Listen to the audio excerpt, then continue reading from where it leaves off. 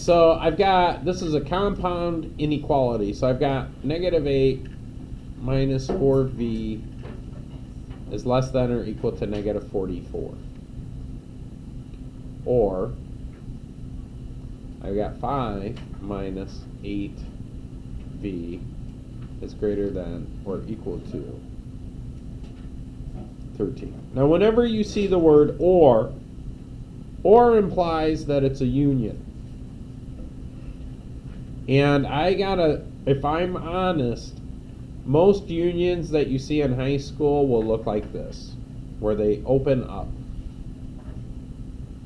Now, if you're taking a college level class, that isn't always the case, but in high school, we almost always make them this way. It has to do with sets, but anyways, it almost always looks like that. So if I'm done with all my math and my graph doesn't open up, then I probably made a mistake. So let's just crank through the math. I'll do this one first. I'm going to add 8 to both sides. Remember, my goal is to get v by itself, all the other stuff on the other side. That gives me 4. Negative 4v is less than or equal to. Now, if you're not good with positive or negative numbers, crank through this on a handy-dandy calculator. I'm okay with that. Negative 44 plus 8. Negative 36. Now, negative 4 is being multiplied by v, so to move the negative 4, I have to divide by negative 4. Now, what do we do when we divide by a negative number with an inequality? Anybody remember? Yeah, we got to flip the inequality symbol. So then this becomes 1v. We don't write the 1, we just do it like that. And then negative 36 divided by negative 4 is 9. Okay, so that's the first part. Let's do the second part over here.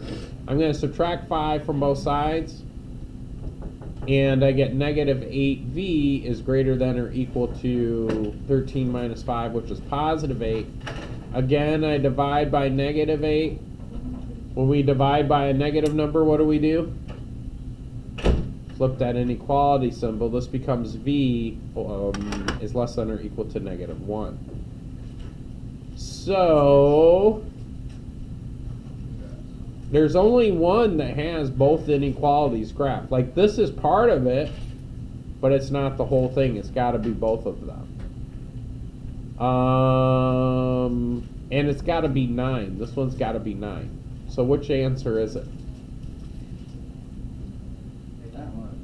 Yeah, that one. No, this one is 9. You got a closed circle because of the equal sign, right? And it's greater than. So that one goes that way. That's that one. And then v is less than or equal to negative 1. Here's negative 1.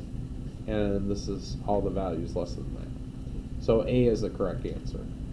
Plus, it says so on the graph. But I always double check the graph. Just because it says the right answer doesn't mean the graph is the graph of whatever it says. So you always got to double check both. Okay? So when you double check both, is that like quadruple check? I don't know. Anyways, that's problem number 11. Like it, learn it, love it.